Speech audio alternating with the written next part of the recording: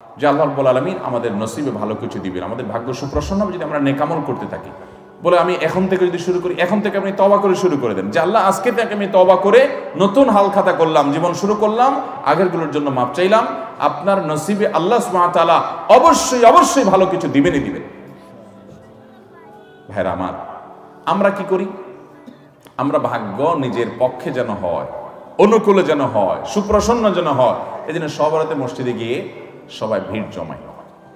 ভাইরা আমার, এক রাতে আপনি ভিড় জমায়া একটু দোয়া দরুদ কান্নাকাটি করে আপনার ভাগ্য সুপ্রসন্ন করবেন। যদিও আমরা আগে বলেছি সব রাতে ভাগ্য নির্ধারণ হওয়ার কথাটি নির্ভরযোগ্য নয়, তারপরেও ধরে নিলাম এরাতে ভাগ্য নির্ধারণ হয়। তো ভাগ্য নির্ধারণ এক রাতে আপনি আল্লাহ তাআলার কাছে দোয়া রুনাজারি করে সারা বছরটা ঠিক করে ফেলবেন আর সারা বছর আল্লাহর অবাধ্য থাকবেন, আপনি এটা কিভাবে আশা করেন? আপনাকে এর জন্য তওবা করতে হবে এবং সারা বছর আল্লাহর আনুগত্য করার প্রতিজ্ঞা করতে হবে। আল্লাহ আমাদেরকে তৌফিক দান করুন। তাহলে একটা বিষয় পেয়ে গেলাম, ভাগ্য সুপ্রসন্ন হওয়ার জন্য আমাদের নসিবে যেন, ভাগ্যে যেন ভালো কিছু লেখা হয়, তার জন্য আমাদেরকে কন্টিনিউয়াসলি নিয়মিত আল্লাহর দাসত্ব করে যেতে হবে। আল্লাহর দাসত্ব সবসময় একভাবে করতে পারবো না ভাই, আমরা মানুষ, আমাদের ভুল হয়, শয়তান আমাদেরকে দিয়ে গুনাহ করায় ফেলায়। কিন্তু যখনই মনে হবে আমি না আল্লাহর নিমক খাই, আল্লাহর রহমত ছাড়া আমার এক সেকেন্ডে বাঁচার কোনো, এক মুহূর্ত বাঁচার, এক সেকেন্ড কেন কোয়ার্টার সেকেন্ড এটাও আমার বাঁচা সম্ভব নয়, তাহলে সেই রবের আমি নাশুকরি কিভাবে করি? আমার না আমার রবের সামনে দাঁড়াতে হবে, যেতে হবে, হিসাব দিতে হবে। এটা মনে হওয়ার পর আগে যে গুনাহ করেছি চোখের পানি ফেলে মাপ চেয়ে নিব, সিজদা গিয়ে আল্লাহর কাছে দোয়া করব, কান্নাকাটি করব, সালাতুত তওবা আদায় করব। আল্লাহ আমাদের সবাইকে সে তৌফিক দান করুন। তাহলে ভাইরা আমার, আমাদের ভাগ্য সুপ্রসন্ন করার জন্য ওই এক রাতের ইবাদত নয়। নবী করিম সাল্লাল্লাহু আলাইহি সাল্লাম কোনো হাদিসে বলেননি, কোরআনে কোনো আয়াতে আল্লাহ বলেননি যে তোমরা অমুক রাত ইবাদত বন্দেগী করলে তোমাদের নসিবে ভালো কিছু লেখা হবে। বরং নসিবে ভালো কিছুর জন্য লেখা হয়, এর জন্য আমাদেরকে সারা বছর জুড়ে নেকামল করার ওয়াদা এবং প্রতিজ্ঞা করতে হবে ইনশাআল্লাহ। নাম্বার 2, বিশেষভাবে ভাগ্য যেন সুপ্রসন্ন হয়, আমাদের জীবনে হায়াতে এবং রুটি রুজিতে যেন বরকত হয়, কল্যাণ হয়। এজন্য আমাদেরকে আত্মীয়তার বন্ধনগুলো রক্ষা করতে হবে। আত্মীয়তার সম্পর্ক যে যত বেশি সংযুক্ত রাখবে, আত্মীয়তার সম্পর্কগুলোকে যে যত বেশি জোড়া লাগাবে, রক্ত সম্পর্কে আত্মীয়দের সাথে যাদের যত সুসম্পর্ক থাকবে, আল্লাহ তাআলা তাদের হায়াতে এবং রিজিকে তত বেশি বরকত দান করবেন, তার ভাগ্য তত সুপ্রসন্ন হবে। সহিহ বুখারীর হাদিস, নবী করিম সাল্লাল্লাহু আলাইহি ওয়াসাল্লাম বলেছেন, মান সাররাহু আন ইউবসাতা লাহু ফি রিজকিহি আও ইউনসা লাহু ফি আথারিহি ফালইয়াসিল রাহিমা, যে চায় তার রিজিককে আল্লাহ প্রশস্ত করে দেন, যে চায় তার হায়াতের মধ্যে আল্লাহ তাআলা বরকত দান করুন, এটা যদি কেউ চায়, সে যেন তার রক্ত সম্পর্কে আত্মীয়দের সাথে সুসম্পর্ক বজায় রাখে। রক্ত সম্পর্কে আত্মীয় কারা? আপনার বাবা মা, আপনার ছেলে মেয়ে, আপনার দাদা দাদি, আপনার চাচা ফুফু, আপনার চাচাতো ভাই বোন, আপনার আপন ভাই বোন তো আছেনই, আরো কাছের তারা, আপনার মামা, আপনার খালা, আপনার নানা নানি আরো কাছের, এরা হলো আপনার রক্ত সম্পর্কীয় আত্মীয়। এই আত্মীয়গুলো যাদের সাথে আপনার রক্তের সম্পর্ক আছে, আপনার সাথে আপনার মা, আপনার বাবার রক্তের কানেকশন, অতএব মায়ের দিককার, বাবার দিককার যে আত্মীয়গুলো সরাসরি, তারা হলো আপনার রক্ত সম্পর্কে আত্মীয়। এদের সাথে আপনার সুসম্পর্ক বজায় রাখা দরকার। আমাদের সমাজে এই আমলটা অনেক বেশি অবহেলিত ভাই। রক্তের সম্পর্কীয় মানুষগুলোর সাথে সুসম্পর্ক বজায় রাখা এটা ফরজ, এটা কোনো মুস্তাহাব আমল না, এটা ফরজ। আল্লাহ রাব্বুল আলামিন নির্দেশ করেছেন রীতিমতো ওয়া আনতাসিলুল আরহাম, এবং আল্লাহ নির্দেশ করেছেন তোমরা আত্মীয়তার সম্পর্ক সংযুক্ত রাখো। নবী করিম সাল্লাল্লাহু আলাইহি সাল্লাম বলেছেন, মান কাতাহু কাতাহুল্লাহ ওয়া মান ওয়াসালাহু ওয়াসালাহুল্লাহ, যে আত্মীয়তার সম্পর্ক রক্ষা করে আল্লাহ তাকে রক্ষা করেন, যে আত্মীয়তার সম্পর্ককে ছিন্ন করে আল্লাহ সুবহানাহু ওয়া তাআলা তাকে ছিন্ন করে দেন। হ্যাঁ, আপনার আত্মীয় আপনাকে এমন কষ্ট দেয়, এমন ডিস্টার্ব করে বা ক্ষতি করে যে সম্পর্ক রাখতে গেলে বরং আপনার আরো বিপদের কারণ হয়, তাহলে একটা এক্সেপশন। তাহলে আপনি সেক্ষেত্রে তার সাথে সম্পর্ক আপনি বজায় রাখলেন না আত্মরক্ষার প্রয়োজনে, এটা এক্সেপশন হতে পারে। কিন্তু ঠুনকো অজুহাতে কোনো কারণে সে মন খারাপ করেছে, আপনি নিজে থেকে মিশেন। সে মিশতে চায় না, সে অজুহাতে আপনি দূরে থাকবেন না, চেষ্টা করবেন। হ্যাঁ, ওই যে সে আপনার ক্ষতি করে মিশতে গেলে, তাহলে আপনি দূরত্ব বজায় রাখতে পারেন। আল্লাহ আমাদেরকে আত্মীয়তার সম্পর্ক বজায় রাখার তৌফিক দান করুন। তাহলে আমাদের ভাগ্যে যেন ভালো কিছু লেখা হয়, আমাদের নসিবে যেন ভালো কিছু আল্লাহ তাআলা দান করেন, তার জন্য আমাদেরকে স্পেশাল আমল, ওই যে সকল নেকামলের মধ্যে চলে আসছে, এটা আলাদা করে বিশেষ গুরুত্বপূর্ণ আমল হিসাবে আমাদেরকে আত্মীয়তার বন্ধনগুলো রক্ষা করতে হবে। অনেক মহিলা আছে, তার স্বামী নিজের ভাই বোনের সাথে, স্বামী তার ভাই বোনের সাথে সুসম্পর্ক বজায় রাখুক, বাপ মার কেয়ার করুক, এটা অনেক মহিলা চায় না। আছে না নাই? আবার অনেক পুরুষও আছে যে তার বউ, সে বাপের বাড়ির লোকদের সাথে যোগাযোগ রাখুক, আসা যাওয়া করুক, সুসম্পর্ক থাকুক, অনেক পুরুষ আছে সেটা চায় না, ডিস্টার্ব করে। আছে না নাই?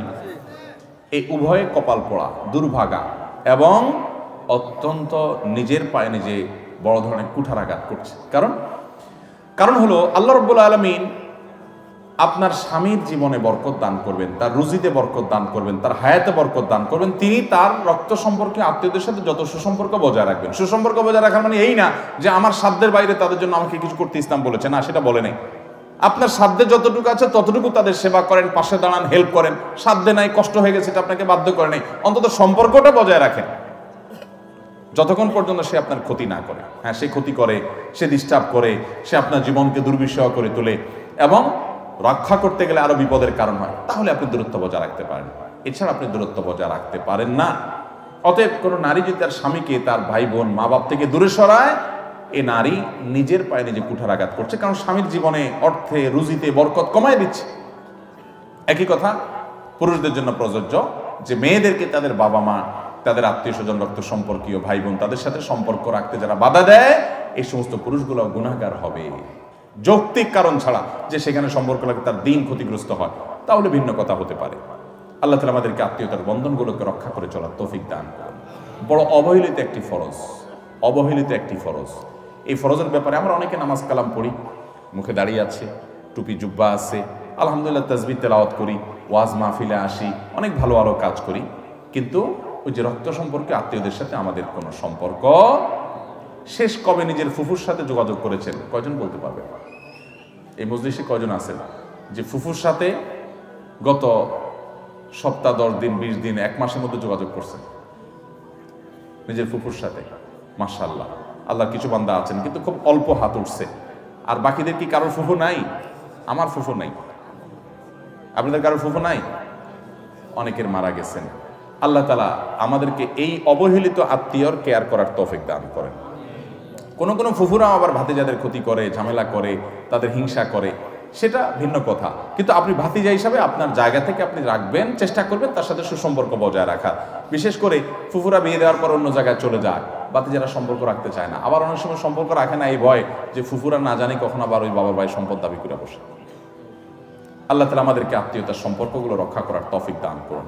ইসলাম চায় আমরা একটা এমন সমাজ গড়ে তুলি যে সমাজে প্রত্যেকটা মানুষ তার যার যার দায়িত্ব তিনি পালন করবেন, কর্তব্য সচেতন হবেন, পারস্পরিক সম্পর্কগুলো, বন্ডিংগুলো ভালো হবে, এটা ইসলাম চায়।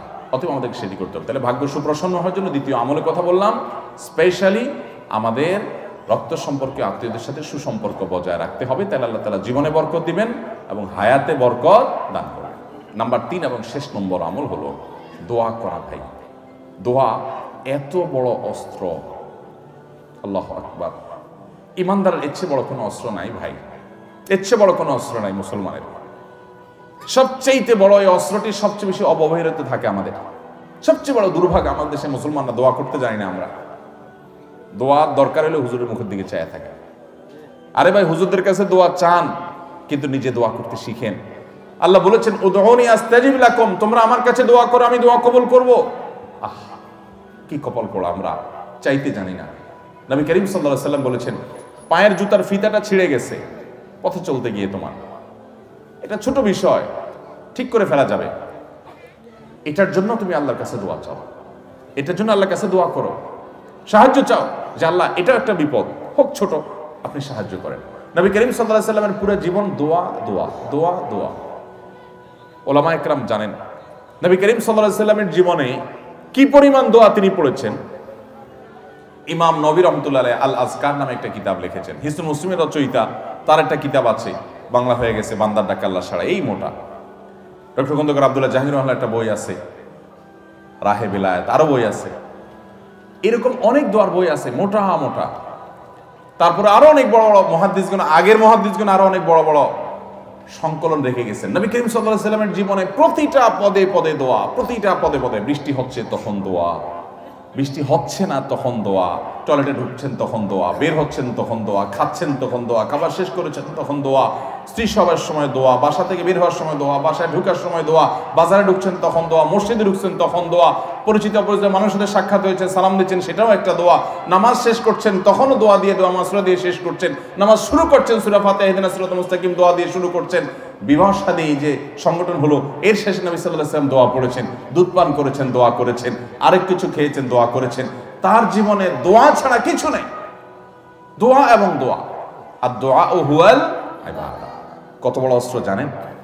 নবী করিম সাল্লাল্লাহু আলাইহি ওয়াসাল্লাম বলেছেন, লা ইয়ারুদ্দুত তাকদীর ওয়া ইয়ারুদ্দুল কদরা ওয়া ফি রিওয়ায়াতিন লা ইয়ারুদ্দুল কাযা ইল্লা দুআ। তিরমিজির বর্ণনায় কাযা আসছে, আর মুসনাদ হাকিমের বর্ণনায় আল কদরা শব্দ আসছে, লা ইয়ারুদ্দুল কদরা ওয়া লা ইয়ারুদ্দুল কাযা ইল্লা দুআ। আল্লাহর নির্ধারণকে, একটা হাদিসে আসছে আল্লাহ যা নির্ধারণ করেন ফয়সালা করেন সেটা আর পরিবর্তন করেন না, কিন্তু এক্সেপশন হলো যে আল্লাহ নির্ধারণকে পর্যন্ত আল্লাহ পরিবর্তন করেন বান্দার দোয়ার মাধ্যমে।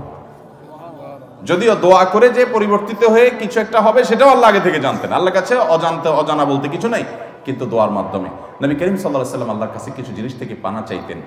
ভাইরা আমার, এর ভিতরে একটা হলো ওয়াসুইল কাযা, আল্লাহুম্মা ইন্নী আউযু বিকা মিন দারকিল বালা ওয়া দারকিশ শাকা ওয়াসুইল কাযা ওয়া শামাতাতিল আদা। ওয়াসুইল কাযা, আল্লাহ আপনার কাছে পানা চাই সুউল কাযা, আপনার ফয়সালার ক্ষতি থেকে, আমার ভাগ্যে কোনো ক্ষতিকর কিছু থাকলে এটা থেকে আপনার কাছে পানা চাই আল্লাহ। নবী সাল্লাল্লাহু আলাইহি ওয়াসাল্লাম দোয়া করতেন। আমরা কয়বার দোয়া করি?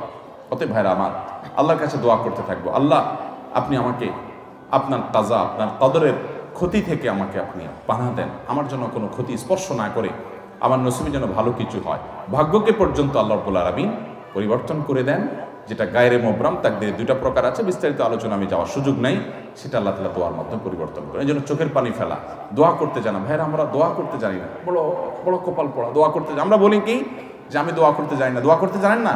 দোয়ার মতো সহজ কাজ আরেকটা নাই, সবচেয়ে সহজ কাজ দোয়া করা। এই জন্য দোয়ার জন্য ওযুও লাগে না, বিনা ওযুতে দোয়া করা যায়। এমনকি গোসল ফরজ হয়েছে, আপনি দোয়া চালাতে পারেন, নামাজ পড়তে পারবেন না, কোরআন তেলাওয়াত করতে পারবেন না, কিন্তু দোয়া করতে পারবেন। এইরকম সহজ একটা কাজ, কিন্তু আমরা করি না। আপনি একা একা হাঁটছেন, আপনি আল্লাহর সাথে কথা বলেন। দোয়াটা মানে হলো মুনাজাত মা আল্লাহ। মুনাজাত মানে হলো কানাঘুষা, আল্লাহর সাথে কথা বলা ফিসফিস করে। আপনার মনে অনেক ব্যথা, অনেক ব্যথা, কাউকে বলতে পারছেন না, খুব পেরেশানিতে আছেন। আপনাকে আমি আল্লাহর শপথ করে বলি, আপনি সুন্দর করে ওযু করেন, 2 রাকাত নামাজ পড়েন, ধীরে সুস্থে, লম্বা রুকু, লম্বা সিজদা দিয়ে, কেরাত দিয়ে, আস্তে আস্তে নামাজ শেষ করে একটু হাত তুলে আল্লাহর পাশে, আল্লাহর কাছে একটু আপনি কথা বলেন, চোখের পানি ফেলে একটু কথা বলেন, আল্লাহ আমার মনে কষ্ট, আমি শপথ করে বলতে পারি আপনার মন হালকা হবে। আল্লাহর উপরে ভরসা করে বলতে পারি, যদি আপনি এই শর্তগুলো সঠিকভাবে করতে পারেন, ঠিক রেখে, ইনশাআল্লাহ আপনার মন হালকা হবে। কারণ নবী সাল্লাল্লাহু আলাইহি ওয়াসাল্লাম ইজা ফাজাআহু আমরুন সাল্লা ওয়া ফি রাওয়াতিন ফাজাআ ইলা সালাহ, নবী সাল্লাল্লাহু আলাইহি ওয়াসাল্লামের জীবনে কখনো পেরেশানি আসলে সোজা নামাজে দাঁড়িয়ে যেতেন। আল্লাহ বলেছেন ওয়াস্তাঈনু বিস সাবরি ওয়াস সালাহ, তোমরা সালাত এবং সবরের মাধ্যমে আল্লাহর সাহায্য চাও, বিশেষ করে তাহাজ্জুদের সময়। এটা তো বিলুপ্ত হয়ে গেছে ভাই, এই আমল তো মুর্দা হয়ে গেছে আমাদের সমাজ থেকে। তাহাজ্জুদ, এটা তো পরের কথা, ফজরই পড়তে পারি না আমরা, রাত 2টা বাজে শুরু। নবী করিম সাল্লাল্লাহু আলাইহি সাল্লাম তাহাজ্জুদের সময় আমাদেরকে আল্লাহর কাছে দোয়া করার শিক্ষা দিয়েছেন। আল্লাহ তাআলা দুনিয়া আসমানে এসে বান্দাকে ডেকে ডেকে বান্দাকে ক্ষমা করেন। 5 ওয়াক্ত নামাজের জন্য আযান দেয় মুয়াজ্জিন, 5 ওয়াক্ত নামাজের জন্য ডাকে কে? মুয়াজ্জিন। আর তাহাজ্জুদের জন্য ডাকেন স্বয়ং আল্লাহ তাআলা।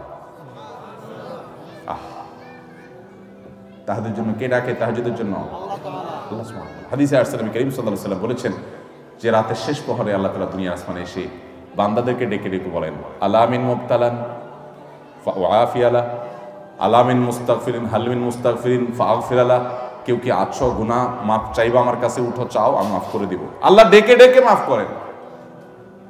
ভাইরা আমার, খুব অসুবিধা, ভোর রাতে উঠে যান, একটু তাহাজ্জুদ পড়েন, 2 রাকাত 4 রাকাত 6 রাকাত 8 রাকাত, লম্বা কেরাতে, লম্বা রুকু সিজদা দিয়ে।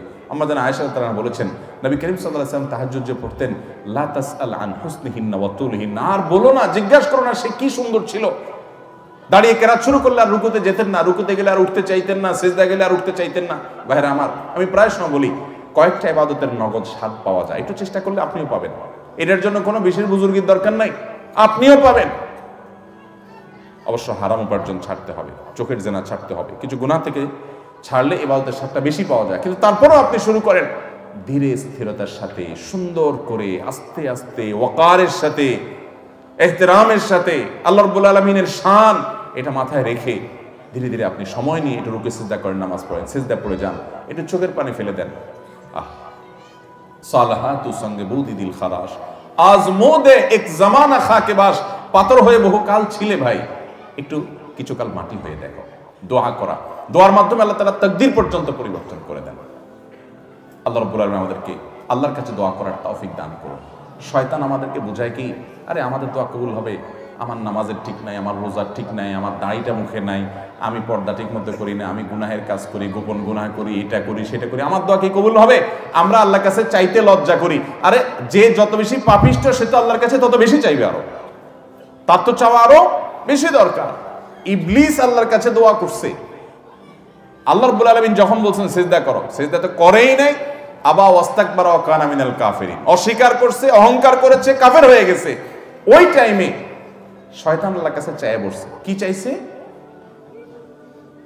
আনজুরনি ইলা ইয়াউমি ইউবাসুন, আল্লাহ কিয়ামত পর্যন্ত আমাকে হায়াত দেন যেন শয়তানি করতে পারি। শয়তানে আল্লাহর কাছে হায়াত চায় নিছে কি করার জন্য? শয়তানি করার জন্য। দেখেন করবে শয়তানি, এটার জন্য আবার দোয়া করতেছে কার কাছে? চিন্তা করে। তাও আবার কখন? যখন আল্লাহ আদমকে সিজদা করতে বলছেন, সিজদা করে নাই, আল্লাহর সামনে সরাসরি বিদ্রোহ, এত বড় বেয়াদবির পর আল্লাহ রাগান্বিত হওয়ার সময়, ওই টাইমে আল্লাহর কাছে দোয়া করছে। কারণ শয়তান আল্লাহকে চিনে, যে আল্লাহ হাদিসে কুদসিতে বলেছেন সাবাকাত রাহমাতি আলা গাদাবি, আমার রাগের উপরে আমার রহমতটা এটা প্রবল থাকে। এটা শয়তান জানে। আমরা রাগ হয়ে গেলে বেতাল হয়ে যাই, আল্লাহ সুবহানাহু ওয়া তাআলা তো আহকামুল হাকিমিন, তার সাথে তো মাখলুকের কোনো তুলনা চলে না। এটা শয়তান জানে, আল্লাহকে চিনে, সে আল্লাহকে ইবাদত করেছে একদম ফেরেশতাদের সাথে থেকে, সে জানে। এই জন্য রাগের মুহূর্তে পর্যন্ত আল্লাহর কাছে দোয়া করে পড়ছে। আল্লাহ বলেছেন ইন্নাকা মিনাল মুনজারিন, যাও তোমাকে হায়াত দেয়া হলো, শয়তানি করার সুযোগ দেয়া হলো, চাইছো একটা জিনিস দিলাম, বেঁচে থাকবা কিয়ামত পর্যন্ত। শয়তান যদি আল্লাহর কাছে দোয়া করে, আল্লাহর রাগের সময় যদি আল্লাহ কবুল করেন, আমাদের দোয়া কবুল হবে না ইনশাআল্লাহ? তাহলে দোয়া করবো তো ইনশাআল্লাহ। হুজুরদের মুখের দিকে চায় থাকবো না সবসময় দোয়ার জন্য। ছেলে মুসলমানি করাবেন, হুজুর লাগবে। ছেলের আকিকা দিবেন, হুজুর লাগবে। ব্যবসা বাণিজ্য শুরু করবেন, হুজুর লাগবে। দোকানে উঠবেন, হুজুর লাগবে। গাড়িতে নতুন উঠবেন, হুজুর লাগবে। কিরে ভাই, এই হুজুরদের কন্ট্রাক্টারি দিয়ে কত দোয়া করবেন? আলেমদের কাছে দোয়া চান, আর দোয়া চাওয়া ছাড়াও আলেমদেরকে হাদিয়া দেন। কারণ নেককারদের হাদিয়া দেওয়া উচিত, কর্তব্য। লা ইয়াকুল তুআমাকা ইল্লা তাকি, তাদেরকে হাদিয়া দেন, খানা খাওয়ান, মেহমানদারি করেন, উপহার দেন, উপঢৌকন দেন, সেটা ভিন্ন বিষয়। আবার দোয়াও চান, কিন্তু নিজের দোয়াও করা আমাদেরকে শিখতে হবে। আল্লাহ আমাদের সবাইকে দোয়া করার তৌফিক দান করুন। ভাইরা আমার, তাহলে তিনটা কথা আমরা বললাম। আমাদের ভাগ্য যদি সুপ্রসন্ন করতে চাই, নসিবে ভালো কিছু লেখা হোক যদি আমরা চাই, আল্লাহর গোলামি এবং আল্লাহর দাসত্ব, আল্লাহর হুকুমগুলো মেনে চলার জন্য সিরিয়াস হতে হবে, এবং যে যত বেশি হতে পারবো তার নসিবে আল্লাহ তাআলা তত ভালো কিছু দিবেন ইনশাআল্লাহ। দ্বিতীয়ত, আত্মীয়তার সম্পর্ক যে যত বেশি ভালো রাখতে পারবে, আল্লাহ তাআলা তার জীবনে তত বরকত দিবেন। বরকত এক জিনিস, পয়সা আরেক জিনিস। বরকত এক জিনিস, পয়সা, ভাই পয়সা অল্প কামাইছে, যদি আল্লাহ ওই পয়সাতে বরকত দান করেন, বরকত মানে কল্যাণ, বারাকা, এই বারাকা যদি আল্লাহ তাআলা অল্প টাকায় দান করেন, অল্প রুজিতে দান করেন, দেখবেন যে তার উপকারিতা হিউজ, খরচ করার পর আরো শেষ হচ্ছে না। আর অনেকে অনেক কামাই করছে কিন্তু বরকত নাই, কল্যাণ নাই, দেখবেন যে কেমনে শেষ হয়ে গেছে টেরও পাচ্ছে না, আরো দেনা হয়ে গেছে। আছে না নাই? ভাইরা আমার, আমরা তো শুধু কেবল পয়সা চাই। আমি সব সময় বিভিন্ন জায়গায় বলার চেষ্টা করি, নবী করিম সাল্লাল্লাহু আলাইহি সাল্লামের শত শত হাজার হাজার দোয়া হাদিসে বর্ণিত আছে, তিনি দোয়াগুলো পড়েছেন।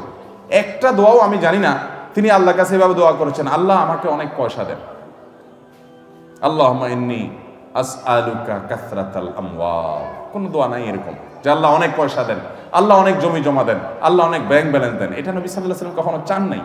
কি চাইছেন? আল্লাহুম্মা ইন্নী আসআলুকাল আফিয়া, আল্লাহ আপনার কাছে শান্তি চাই। কি চাই? পয়সা চান না শান্তি চান? পয়সা চান না, এই তো দুদুল্যমনা হয়ে গেল। আবার বলেন, পয়সা চান না সুখ চান? তার মানে সুখ হলে পয়সা না হলেও চলবে, রাজি? আচ্ছা, আমি তাহলে দুটো অপশন দেই।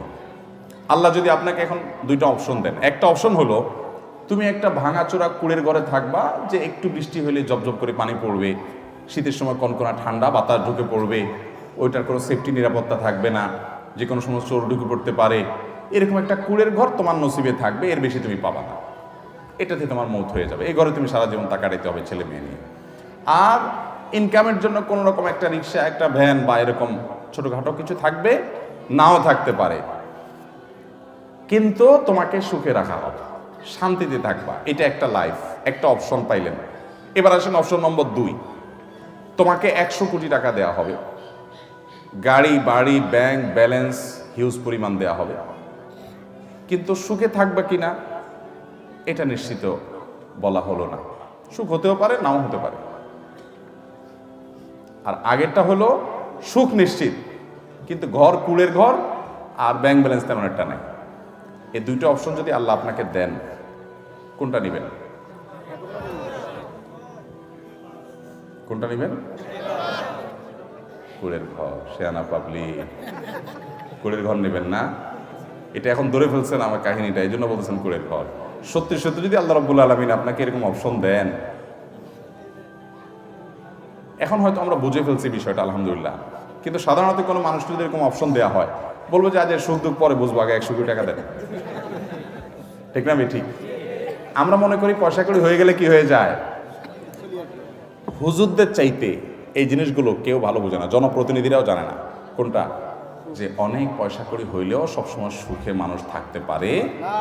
কত মানুষ কত পয়সার মালিক, কত মানুষ কত বড় বড় চেয়ারের মালিক, কত মানুষ কত বড় বড় ক্ষমতার মালিক, কিন্তু বেচারার যে কি দুঃখ, তার যে কি কষ্ট, তার যে কি যন্ত্রণা, তার যে কি জ্বালা, তার যে কি আযাব, সেটা মনের দুঃখটা একান্ত অনেক সময় অনেক হুজুরদের কাছে বলে। আবার আমরা হুজুররা এরকম শত শত মানুষের হিস্ট্রি জানি, যে মানুষটাকে আমরা জানি যে সাধারণ মানুষ, মাশাআল্লাহ কোনো রকম নুন পান্তা খেয়ে বিরাট করে স্বস্তির একটা নিঃশ্বাস ফেলছে, আলহামদুলিল্লাহ খুব সুখে আছি ভাই, কোনো অভাব নাই। আমি প্রায় সময় বলি, 4 তলা বিল্ডিং করার পর 6 তলার পারমিশন পাইছে, 6 তলা করছে, বা 6 তলার পারমিশন পাইছে 5 তলা করছে, টাকার অভাবে 5 তলা করার পরে রড বাইর করে রাখছে। আছে না নাই? রড বাইর করে রাখে না, মানে কি? দৌড় ভাই, এটা তো সোজা মানে। এর মানে হলো আরেকতলা করবো ঠিক আছে, কিন্তু পয়সা নেই। পয়সা থাকলে করে ফেলতো, মানে কিছু একটার অভাব আছে, কিছু একটার কি আছে অভাব, মানে এখন করার তৌফিক নেই, কিন্তু আমার করার দরকার। তার মানে লোকটাকে ভাবি না অভাবী, ভাবি না অভাবী, অভাবী। তার মানে লোকটার অভাব আছে। আরেকজন কুড়ের ঘরে থেকে খেয়ে দে নাক টেনে ঘুম দিচ্ছে আর বলছে আল্লাহ যে হালে রাখছেন অনেক সুখে, আলহামদুলিল্লাহ, আর দরকার নেই, আল্লাহ বহুত সুখে আছে। এই লোকটা ভাবি না অভাবী? ভাবি, মানে ভাবে আছে। এই লোকটার মধ্যে কি নাই? অভাব নাই। আল্লাহ রাব্বুল আলামিন আমাদেরকে সুখী করুন। ভাইরা, আল্লাহ দোয়া শিক্ষা দিয়েছেন, রব্বানা আতিনা ফিদ দুনিয়া হাসানা ওয়া ফিল আখিরাতি হাসানা। দেখেন, আল্লাহ আপনি আমাদেরকে হাসানা দেন, মানে কি? কল্যাণ দেন, ভালো দেন। সে ভালোটা অল্প পয়সায়ও হতে পারে, অনেক বেশি পয়সায়ও হতে পারে। অনেকে শুধু আল্লাহর কাছে পয়সা চায়, আছে না নাই? কি চায়? শুধু পয়সা। অনেক বেকার যুবক আছে, বলে আল্লাহ বেশি না, 1,00,000 টাকা হলে একটা বাইক কিনবো, উবারে রাইড চালাবো, আর বাকি টাকা দিয়ে বিয়ে শাদী করে ফেলবো, আল্লাহ মোটামুটি চলবো। 3 লাখ হলে চলবে, আল্লাহ আর লাগবে না, দিয়ে দাও। আছে না নাই? ওই 3 লাখে যে শান্তি হবে গ্যারান্টি আছে? বাইক নিয়ে পরের দিন যদি আপনি অ্যাক্সিডেন্টে মরেন, কি করবেন এই টাকা দিয়ে? অতএব টাকার ফিগার নয়, আল্লাহর কাছে দোয়ার আদব, দোয়ার শিষ্টাচার আছে। আল্লাহর কাছে শান্তি চাইতে হয়। নবী সাল্লাল্লাহু আলাইহি ওয়াসাল্লাম সুখ চাইছেন। আল্লাহ সুখ চাই, কয় টাকা দিবা তুমি জানো, তুমি সুখ কয় টাকা দিবা সেটা তুমি জানো, আমি কি চাই? সুখ চাই। উল্টাপাল্টা দোয়া করে বিপদে পড়ার ঘটনা জানেন না? যে প্রসিদ্ধ ঘটনা, এক যুবক দোয়া করছে আল্লাহর কাছে, আল্লাহ এমন একটা লাইফ দিবা, এমন একটা জীবন চাই তোমার কাছে, যে 2 হাত ভর্তি টাকা থাকবে আর আশপাশে সব নারী আর নারী থাকবে, এনজয় করব। 2 হাত ভর্তি টাকা থাকবে আর আশপাশে নারী আর নারী থাকবে। তো এই বেচারা দোয়া আল্লাহ কবুল করে ফেলছে। এবং কবুল হয়েছে কিভাবে? সে কোন মহিলা স্টাফ বাসের বা মহিলা কোনো শিক্ষা প্রতিষ্ঠানের বাসের কন্ট্রাক্টরে চাকরি পাইছে। হাত ভর্তি টাকা, আশপাশে সব মহিলা, মহিলা অন্যজনের টাকাও সব। উল্টাপাল্টা দোয়া করলে কি হয় দেখছেন তো? আল্লাহ তাআলার কাছে চাইবেন কি সুখ না টাকা? কিন্তু আমরা এটা বিশ্বাস করতে চাই না, মনে করি আরে হুজুর পয়সা পেলে আপনিও খুশি। ভাইরা আমার, এটা আমাদের ইমানি দুর্বলতা, এটা আমাদের ইমানি দুর্বলতা। আল্লাহ রাব্বুল আলামিন যদি কাউকে শান্তি দেন পয়সা ছাড়াও দিতে, আমরা আল্লাহর কাছে শান্তি চাইবো, সুখ চাইবো। দেখেন, আমরা এই যে আমাদের সন্তানদের জন্য দোয়া করি, কি দোয়া করি বলেন তো? বেশিরভাগ মানুষ কি দোয়া করে? আমাদের দোয়াগুলো যারা কোরআন হাদিসের বাতানো দোয়া পড়ি না, নিজে থেকে দোয়া করি, অনেক সময় ভুল দোয়া করি, সবাই না, অনেক সময় ভুল দোয়া করেন অনেকে। যেমন আল্লাহ আমার ছেলে যেন জিপিএ 5 পায়, আল্লাহ আল্লাহ আমার ছেলে যেন সিরিয়ালে চলে আসে, আল্লাহ আল্লাহ আমার ছেলে যেন অমুক কলেজে চান্স পায়, আল্লাহ মেয়েটা যেন অমুক ইউনিভার্সিটিতে চান্স পায়, আল্লাহ অমুক। এই না আমাদের দোয়া। আচ্ছা, এটা সাময়িক একটা টার্গেট হতে পারে, দোয়া হতে পারে, এটা করলে গুনাহ হয়ে যাবে, এ দোয়া করলে একেবারে ভুল হয়ে যাবে, আমি সেটা বলছি না। কিন্তু আমি বলছি দেখেন আল্লাহ কি দোয়া শিক্ষা দিচ্ছেন। সূরা ফুরকান আয়াত নম্বর ৭৪ আল্লাহ শিক্ষা দিচ্ছেন, রব্বানা হাব লানা মিন আজওয়াজিনা ওয়া যুররিয়াতিনা কুররাতা আয়ুন ওয়াজআলনা লিল মুত্তাকিনা ইমামা। কি দোয়া! এই দোয়ার অর্থ জানেন? সুবহানাল্লাহ, হায়রান হয়ে যাবেন এর অর্থ শুনলে। আল্লাহ সুবহানাহু ওয়া তাআলা বলছেন যে দোয়া করো, ওয়াল্লাযীনা ইয়াকুলুনা রব্বানা হাব লানা মিন আজওয়াজিনা ওয়া যুররিয়াতিনা কুররাতা আয়ুন। এইটুকু শুনেন, মানে কি? হে আমার রব, আমার সন্তান সন্ততি, আমার জীবন সঙ্গী সঙ্গিনী, স্ত্রী স্বামী, নারী পুরুষ একে অন্যজনের জন্য দোয়া করবে, আল্লাহ এমন সঙ্গী জীবন সঙ্গী দান করেন, এমন সন্তান দান করেন যারা আমার চক্ষু শীতলকারী হবে। কি হবে? দেখেন, চক্ষু শীতলকারী হবে, এই কথার মধ্যে সব চলে আসছে। পৃথিবীর এমন কিছু নাই যে সন্তানের জন্য আপনি চান নাই একটা শব্দে। শব্দটা হলো কি? নয়ন জোড়ানো সন্তান, চক্ষু শীতল করা সন্তান, যাকে দেখলে আমার চোখটা শীতল হয়ে যাবে, অন্তরটা জুড়াইয়া যাবে। এই নয়ন জোড়ানো চোখ শীতল করা সন্তান, এর মানে হলো এই সন্তান এমন সন্তান চাই সব দিক থেকে পারফেক্ট হবে। কারণ আল্লাহ আপনাকে একটা সন্তান দিয়েছেন ফুটফুটে সুন্দর, হ্যান্ডসাম, দেখতে মাশাআল্লাহ খুব সুন্দর, কিন্তু ছেলেটা অন্ধ। আপনার অন্তর জোড়াবে? আপনার দিল ঠান্ডা হবে বাচ্চা দেখলে যে আমার ছেলেটা এত সুন্দর, কিন্তু সে চোখে দেখতে পায় না। আপনাকে আল্লাহ তাআলা একটা ছেলে দিয়েছেন না, চোখেও কোনো সমস্যা নাই, চোখ কান নাক সবই ভালো, সে বিকলাঙ্গ না, কিন্তু ছেলেটার মেধা টেধা কিচ্ছু না, একদম বোকাশোকা, কিচ্ছু বুঝে না। আপনার ভালো লাগবে? আপনার চোখ শীতল হবে এই সন্তানকে দেখে? আফসোস হবে না, আমার ছেলেটা কিচ্ছু বুঝে না, বেকুব। আল্লাহ তাআলা আপনার সন্তানকে সুস্থ রাখছেন, আবার বুদ্ধিশুদ্ধিও দিয়েছেন, দেখতে শুনতেও ভালো, কিন্তু ছেলেটা অমানুষ। কি বলেন? একে দেখলে আপনার দিল জোড়াবে? আবার ছেলেটা দেখতে শুনতেও সুন্দর, চোখ মুখ সব ঠিক আছে, আবার সে বুদ্ধিশুদ্ধিও আছে, আবার সে অমানুষও না, ছেলে হিসেবে মানুষ হিসেবেও খুব ভালো, ভদ্র, আপনার কথা শুনে সবই ঠিক আছে, কিন্তু তার জীবনে কোনো উন্নতি বরকত নাই, পয়সা করি নাই, চাকরি বাকরি নাই, বেকার, কষ্টে দিনাতিপাত করে। এই ছেলেকে দেখলে আপনার ভালো লাগবে? ছেলের অবস্থা দেখলে আপনার ভালো লাগবে? আপনি এরকম কত পয়েন্ট বলবেন? আপনি 200 পয়েন্ট বলতে পারেন, একটা থাকে আরেকটা থাকে না। আমাদের মন খুশি হয় না যে আমার ছেলের সব আছে, এটা নাই। আল্লাহ সুবহানাহু ওয়া তাআলা এমন এক শব্দ শিখিয়ে দিয়েছেন, কারণ আল্লাহ তো জানেন যে কিভাবে দোয়া করতে হবে, নিজে শিখিয়ে দিয়েছেন, রব্বানা হাব লানা মিন আজওয়াজিনা ওয়া যুররিয়াতিনা কুররাতা আয়ুন। আল্লাহ আমার জীবন সঙ্গী, আমার সন্তান এমন দান করেন যে তাকে দেখলে আমার চোখ, আমার নয়ন কি করবে? শীতল হয়ে যাবে, জুড়ে যাবে। তাহলে চোখ শীতল হওয়ার জন্য সব দিক থেকে পারফেক্টনেস লাগবে। তারপরে সব দিক থেকে, মোটামুটি সব দিক থেকে আমার সন্তান দেখে যেন আমার ভালো লাগে, আপনি সেরকম সন্তান দান করেন। দেখছেন দোয়ার আদব আল্লাহ তাআলা শিখিয়ে দিয়েছেন। উল্টোপাল্টা দোয়া না করে সুন্নাহ সম্মত মাসনুন দোয়াগুলো আমরা বেশি বেশি নিবেদন করবো। আল্লাহ আমাদের সবাইকে তৌফিক দান করুন। আমি আমার বুঝজ্ঞান হয়েছে থেকে এই দোয়া পড়ি, রব্বানা হাব লানা মিন আজওয়াজিনা ওয়া যুররিয়াতিনা কুররাতা আয়ুন ওয়াজআলনা লিল মুত্তাকিনা ইমামা। সবাই আমল করবো তো ইনশাআল্লাহ। এখন কথা হলো যে দোয়ার মাধ্যমে আল্লাহ তাআলা ভাগ্য ঠিক করে দেন। অনেক সময় দেখা যায় আমি দোয়া করছি কিন্তু ভাগ্য ঠিক হলো না, এই যে দোয়াটা করছেন কিন্তু সন্তানটা ওইরকম হলো না, তাহলে বুঝতে হবে হয় আপনার দোয়াতে কোনো ত্রুটি আছে, ইস্তেগফার করে দোয়া আরো বাড়াইতে হবে, অথবা বুঝতে হবে যে আল্লাহ সুবহানাহু ওয়া তাআলা আপনাকে এটা দেন নাই, এর চাইতে বেটার কিছু দিবেন ইনশাআল্লাহ। আল্লাহ তাআলা আমাদের দোয়াকে বিফলে যেতে দিবেন না যদি দোয়ার শর্ত আদায় করে আমরা মৌলিকভাবে ঠিকঠাক মতো দোয়া করি। আল্লাহ আমাদের সবাইকে সেই তৌফিক দান করুন।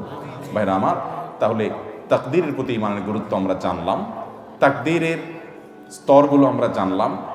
আল্লাহ রাব্বুল আলামিনের কাছে আমাদের তাকদীর, আমাদের আল্লাহর ফয়সালা আমাদের জন্য, এটা যেন ভালো হয়, কিভাবে আমরা নিবেদন করব, কিভাবে আশা করব, কি আমল করব, কি করলে আমাদের ভাগ্য সুপ্রসন্ন হবে, সৌভাগ্যের অধিকারী হব, সে আমল জানলাম। এর বাইরে দুরূদ বেশি বেশি করে পাঠ করা, ইস্তেগফার বেশি বেশি পাঠ করা, এগুলোও সৌভাগ্যের অধিকারী হওয়ার অন্যতম একটা পূর্ব শর্ত। আল্লাহ রাব্বুল আলামিন আমাদের সবার নসিবে ভালো কিছু রাখুন। দুনিয়াতে যা হয় না হয় তার চেয়ে বেশি হলো আমরা যেন আল্লাহর ফয়সালা জান্নাতি হয়ে দুনিয়া থেকে যেতে পারি এবং জাহান্নামের আযাব থেকে যেন আমরা বেঁচে থাকতে পারি, আখিরাতের প্রতিটা বিপদ থেকে মুসিবত থেকে যেন আমরা বেঁচে থাকতে পারি। আর সে আযমের মালিক আমাদের সবাইকে সে তৌফিক দান করুন। জাযাকুমুল্লাহু খায়রা।